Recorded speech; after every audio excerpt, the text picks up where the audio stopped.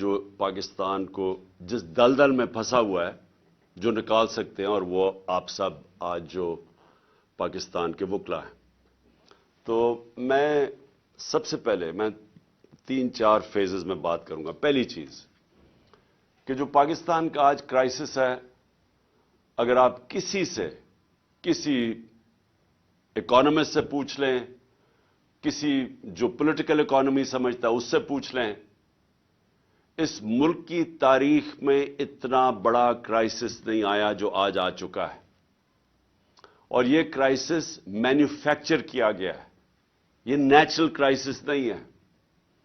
یہ ایک آدمی نے فیصلہ کیا رجیم چینج کرنے کا، سازش کی، اور بھی لوگ ہوں گے اس کے سامنے، لیکن ایک آدمی کے فیصلے کی وجہ سے یہ گورنمنٹ گرائی گئی اور یہ کرائسس شروع کیا گیا اور آج ادھر پہنچ گیا ہے جدھر میں صرف آپ کو بتاتا ہوں کہ ہم آج کدھر پھنسے ہوئے ہیں.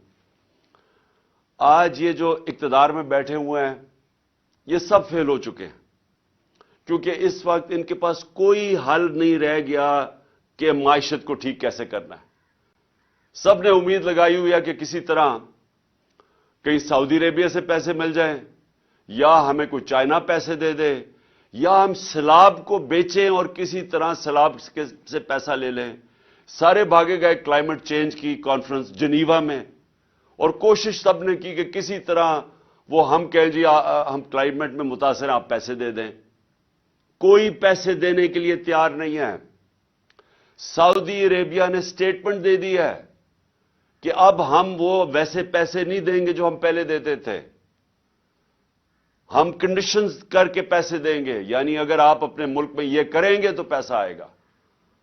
تو سارے جتنے 8 مہینے میں دنیا کے چکر لگا لیے ہیں، کبھی اتنے میں نے 3.5 سال میں اتنے دورے نہیں کیے جتنے شہباز شریف نے یہ 8-9 مہینے میں کر لیے ہیں. اور بلاول زرداری تو کبھی پاکستان میں ملتا ہی نہیں ہے، وہ سارا وقت دنیا کے چکر لگا رہا ہے، کوئی پیسے نہیں دے رہا. سو میں جو آپ سے آج بات کرنا چاہتا ہوں، پاکستان کدھر پھنس گیا. ہم ان لوگوں کے ہاتھ میں پھنس گئے ہیں جو 30 سال سے پاکستان میں اقتدار میں ہیں، اور ان کے 30 سالوں کے اقتدار میں پہلے ہندوستان آگے گیا پاکستان سے، پھر بنگلہ دیش آگے نکل گیا پاکستان سے.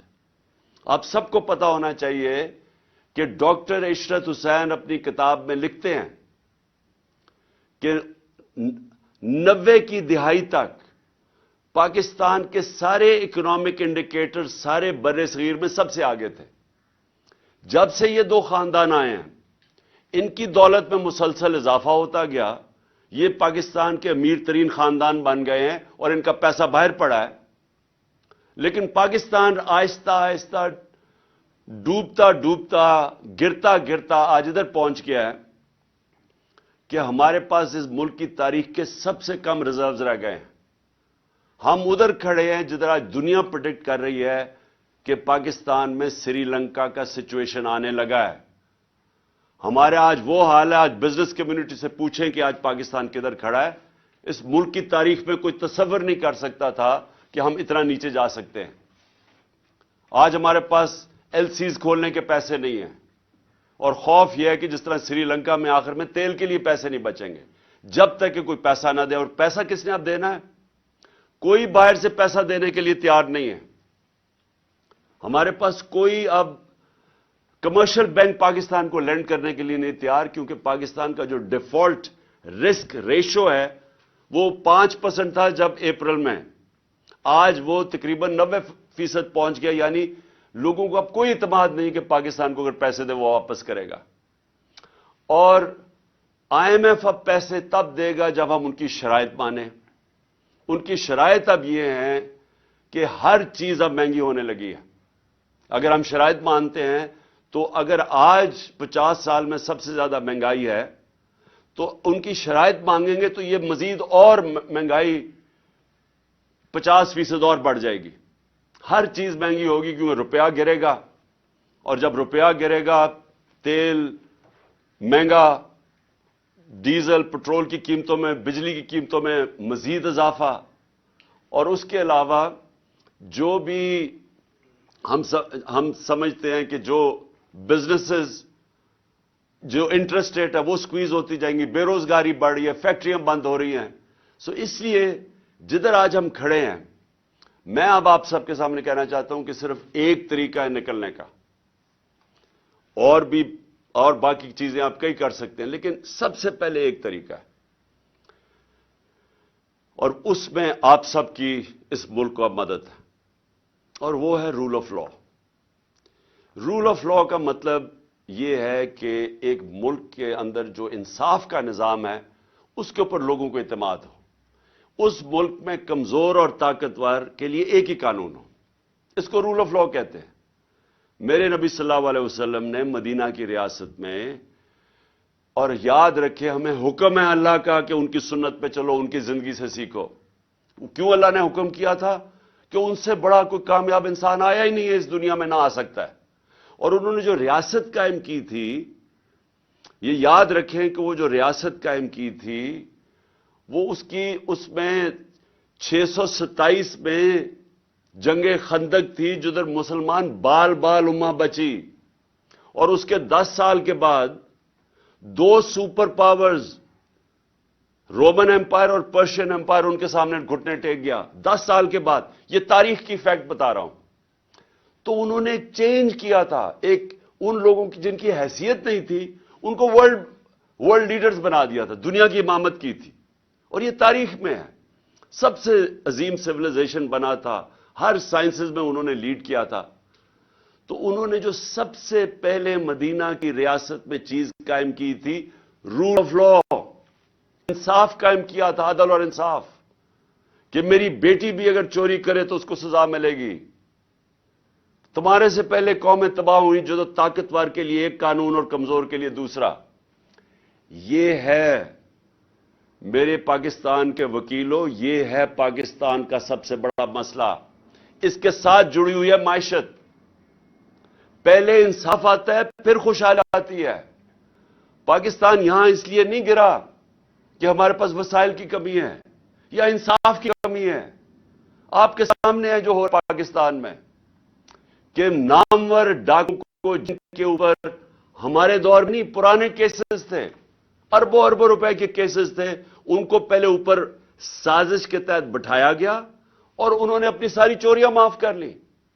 मुझे बताएं, दुनिया में मुझे कोई एक, और मुझे अल्लाह ने मौका दिया क्रिकेट के जरिए 20-25 साल सारी दुनिया मैंने देखी है, बरतानिया में क्रिकेट खेला, उनका सिस्टम देखा। एक मुझे खुशहाल माशरा बता दें, जिसको हम डेवलप्ड वर्ल्ड कहते हैं, मुझे एक बता दें जिधर ताकतवर ने, किसी एमएनए ने, मिनिस्टर ने, बड़े लोगों ने चोरी की हो पब्लिक के पैसे की और उसको माफी मिली हो। एक मुझे मुल्क बता दें जिसको एनआरओ दिया हो उन्होंने। तो हम तो वो कर रहे हैं कि हमारे 1500 साल पहले नबी सल्लल्लाहु अलैहि वसल्लम ने कह दिया था कि अगर ताकतवर चोरी करेगा और उसे नहीं पकड़ोगे और सिर्फ कमजोर को जुर्म में पकड़ो तो मुल्क तबाह हो जाएगा। के सामने बात है। इन्होंने जो मुल्क, और आप इकोनॉमिक सर्वे ऑफ पाकिस्तान देख लें, जो सबसे तेजी से तरक्की कर रहा था अपनी 17 के बाद, तीसरे साल 5.7% ग्रोथ रेट और चौथे साल 6% ग्रोथ रेट, इंडस्ट्री ग्रो कर रही थी, एक्सपोर्ट्स ग्रो कर रही थी, हमारी ज़राअत ग्रो कर रही थी 4.5%। 17 साल के बाद टैक्स कलेक्शन मैक्सिमम थी, सर्विसेज इंडस्ट्रीज ग्रो कर रही थी। उसको कैसे हुआ कि उसको आज आके यहां पाकिस्तान खड़ा हो गया? और ये इसकी वजह यह है कि कभी भी मुल्क में वो लोग जो एक मुल्क के इदारे तबाह करते हैं, वो आज तक कभी इदारे ठीक नहीं कर सके। जो लोगों ने मायशत 30 साल से तबाह कर रहे हैं, वो आज कैसे ठीक करना था उन्होंने? ये कौन सा ज़हन था जिसने पकड़ के इनको ऊपर बैठा दिया? तो आज अब अगला आगे का रास्ता मैं आपको बताता हूं। आगे का रास्ता भी आपके हाथ में है। ये स्ट्रगल है पाकिस्तान की रूल ऑफ लॉ, ताकतवर को कानून के नीचे लेके आना, किसी को एनआरओ नाम देना। जब तक लोगों को हमारे इंसाफ के निजाम के ऊपर एतमाद नहीं होगा, खुशहाली नहीं आने लगी, इससे नहीं निकलने लगे। और मैं आज आपको कहूं, क्योंकि मैं सबसे बेहतर بیرون ملک پاکستانی کو جانتا ہوں. سب سے زیادہ انہوں نے میری مدد کرکٹ کے زمانے سے ان کو جانتا ہوں. اس کے بعد جب شوکت خان اب بنائے تو انہوں نے سب سے زیادہ مدد کی.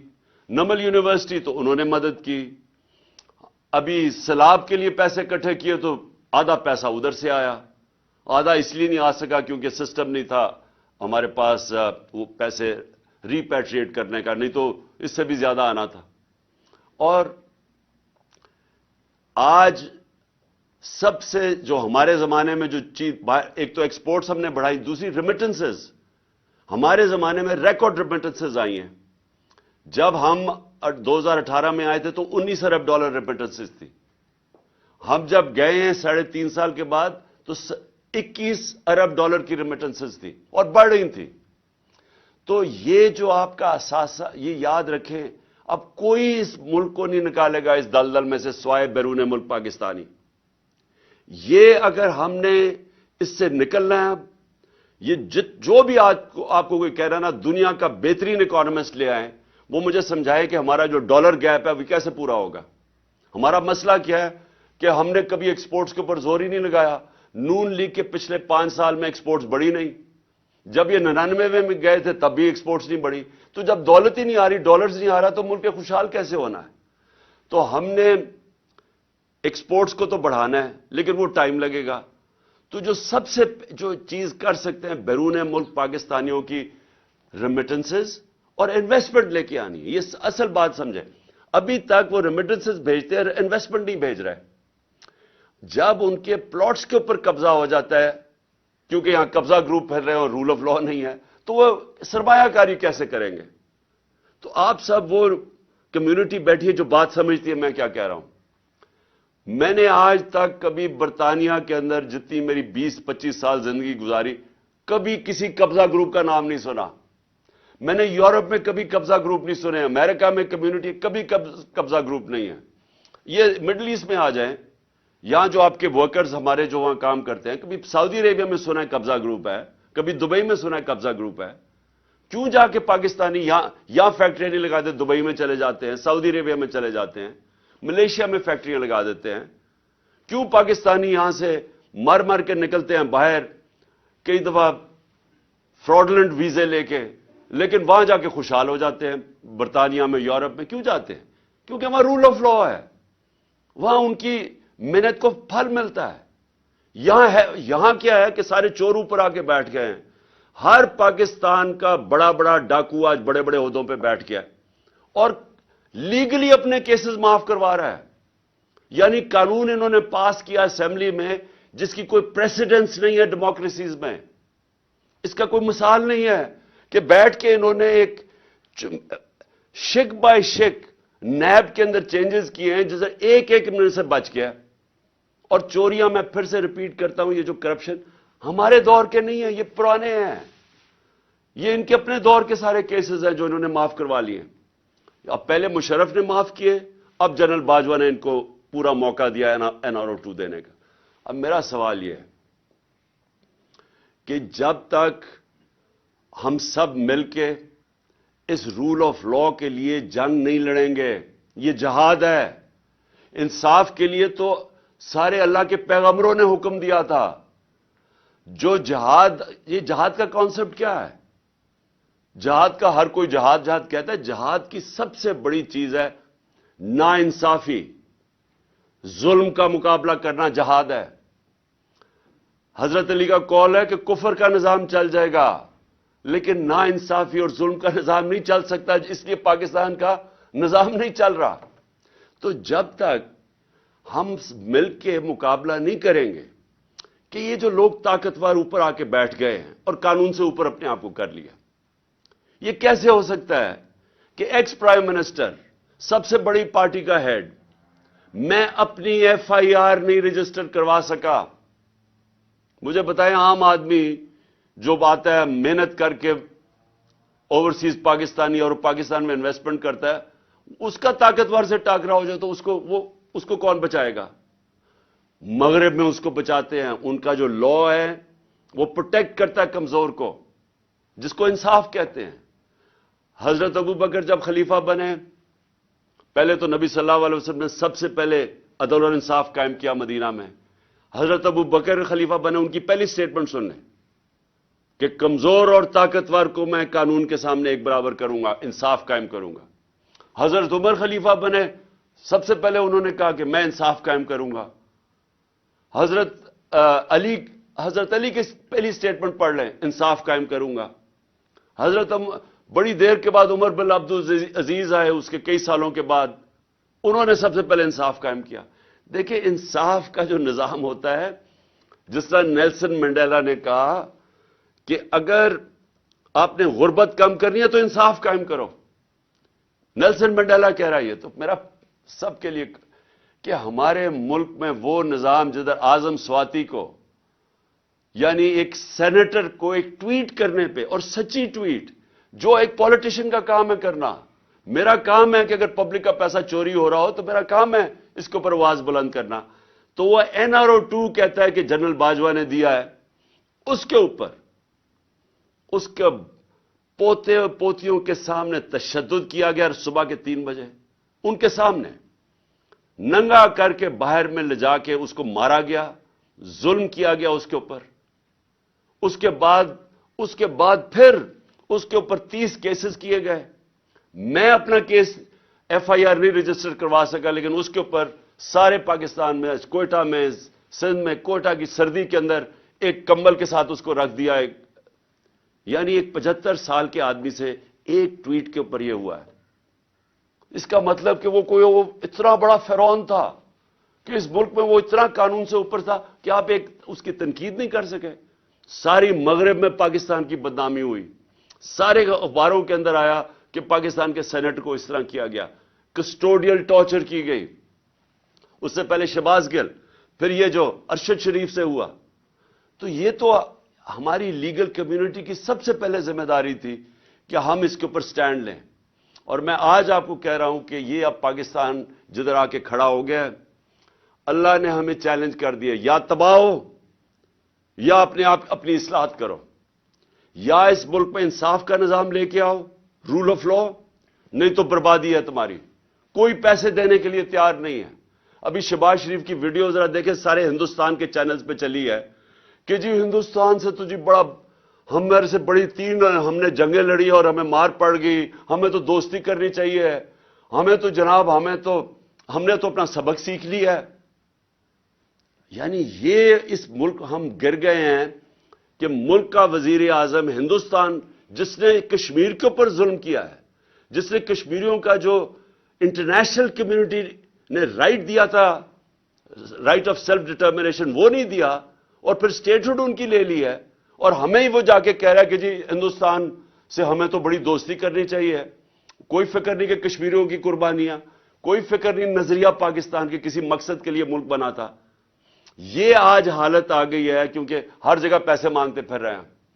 اپنا پیسہ ان ساروں نے باہر رکھا ہوا ہے اور دوسروں کو کہہ رہے ہیں جی پاکستان میں پیسہ بھیجو. میں آج آخر میں اپنی لیگل کمیونٹی کو یہ کہنا چاہتا ہوں, دیکھیں یہ ہے جہاد. میں اس کو پالیٹکس نہیں سمجھتا, یہ انصاف کی جہاد ہے جو میں 26 سال پہلے لے کے نکلا تھا, انصاف کی تحریک. میں تب بھی, کیونکہ میں مغرب دیکھ چکا تھا, مجھے تو پتہ چل گیا تھا کہ امیر اور غریب ملکوں میں فرق ہی ایک ہے, کہ امیر ملکوں میں انصاف ہے, غریب ملکوں کے اندر انصاف نہیں ہے. فرق ہی ایک ہے, وسائل کی وجہ سے نہیں ہوتے. تو میں تب سے یہ پوری کیمپین کر رہا ہوں, آزاد عدلیہ کی میں نے پوری شرکت کی, جیل میں مجھے ڈالا اس پہ. اب پھر نکلا ہوا ہوں کہ یہ کیسے ہو سکتا ہے کہ جناب ایک ایجنسیز کے آدمی کا نام آ گیا تو میں FIR ہی نہیں کاٹ سکتا. مجھے پتہ ہے انہوں نے کیا ہے, میں پہلے سے بتا رہا تھا کہ پلان بنا ہوا ہے. میں نے اس کے اوپر پورا, مجھے یہ سارا جب پلان انہوں نے ویڈیو بنائی اور یہ جو کیمپین کی, اسٹیٹ ٹی وی کے اوپر اشتہار چلائے کہ عمران خان نے توہین رسالت کی ہے اور توہین مذہب کی ہے, اور پورا پروپیگنڈا کر کے میں نے تب کہا کہ یہ دینی انتہا پسند کے ذریعے میرے اوپر واردات کریں گے. میں نے 2 مہینے